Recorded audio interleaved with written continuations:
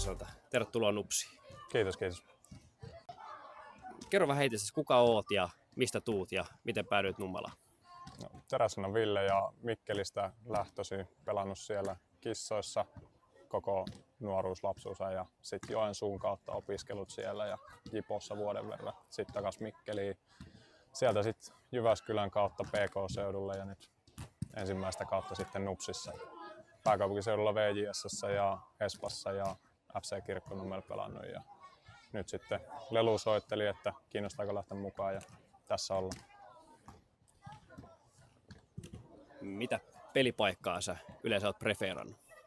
Laitapelaaja mä oon ollut koko ikäni, että nyt sitten jonkun verran pelannut 3 linjan stopparia ja laitapakkina nyt varmaan kakkosessa ja viime vuodet eniten pelannut.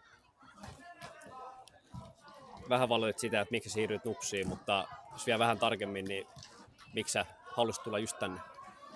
Lelun kanssa juteltiin, että tässä oli mun mielestä sellainen mulle tähän hetkeen sopiva paletti, että mun oli helppo lähteä tähän mukaan, selkeät tavoitteet, mitä kohti lähdetään tekemään töitä. Ja koen, että tähän tilanteeseen mulle just sopiva ympäristö. Olosuhteet on kondiksessa, niin mikäs täällä ollessa? Just olosuhteista, mitä oot tykännyt ja sitten vielä sut valittiin vielä kapteenistoon, niin miltä tää tuntuu? Onko se niinku miten, ainakin tuntuu, että oot hyvin integroitunut joukkueeseen? Siis helppo ollut tulla, jätkät on ottanut hyvin vastaan ja olosuhteet ei ole tarvinnut pihalla juurikaan treenailla pakkasessa, vaan saanut olla hyvissä olosuhteissa hallissa, ei ole tarvinnut lunta lykkiä tai muuta. Toki niin kuin ihan siisti kunniaosoitus sekin, että on valikoitunut nyt kapteenistoon tässä vaiheessa, vaikka on ollut vasta pari kuukautta tässä mukana. Että ihan hyvät fiilikset myös siitä. Mennään vähän suhun pelaajana. Mitkä on sun vahvuuksia, mitä sä tuot Nupsille? No, ääntä varmaan ainakin tuon, että en ole hiljaisimmasta päästä pelaajana, mutta sanoisin ehkä, että toinen vahvuus on sellainen tietynlainen suoritusvarmuus. Että se huonon päivän minä vs. sitten normipäivän minä, niin niiden ero ei toivottavasti ole mitenkään valtavan suuri. Että se on tietynlainen tasaisuus. Minkälainen sä oot persoonana kentällä? Onko se aggressiivinen vai passiivinen ja eroako sun kenttäpersona sun siviilipersoonasta? No, mulle on sanottu joskus, että mä oon turhauttavan rauhallinen ajoittain arjessa. Että kyllä mä luulen, että kentällä meininki on aika erilainen. Että ääntä lähtee ja en kaihda tilanteita, missä saattaa olla, että joutuu vähän kontaktiakin ottamaan.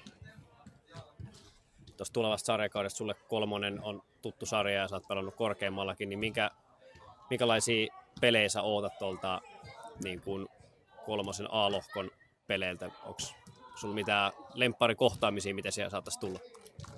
Mä luulen, että lohko tulee olemaan aika tiukka, paljon tasaisia jengejä, paljon espoolaisia jengejä ja toki sit onneksi päästään vähän muuallekin, Tammisaareen ja muualle toivottavasti pelailee. Että pelit tulee olemaan varmaan tiukkoja ja siellä on sellaisia matseja, missä peli voi päättyä ihan miten vaan. Pelkästään, että kärjessä saattaa olla aika tiukkaa, mutta voi olla, että häntä päässä sitten on sellaisiakin joukkueita, jotka ei välttämättä hirveän montaa peliä lähde voittamaan kauden aikana.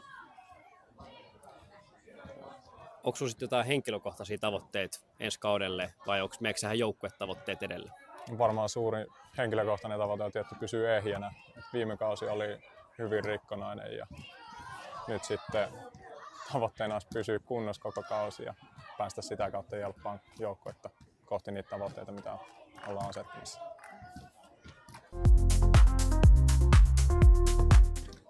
Santti Cazorla. Pelipäivän lempiruoka. Pestopasta toimii kyllä aina.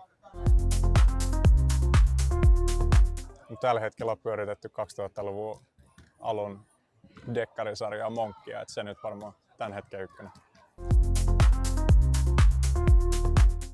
Varmaan Red Hot Chili Peppers Can't Stop.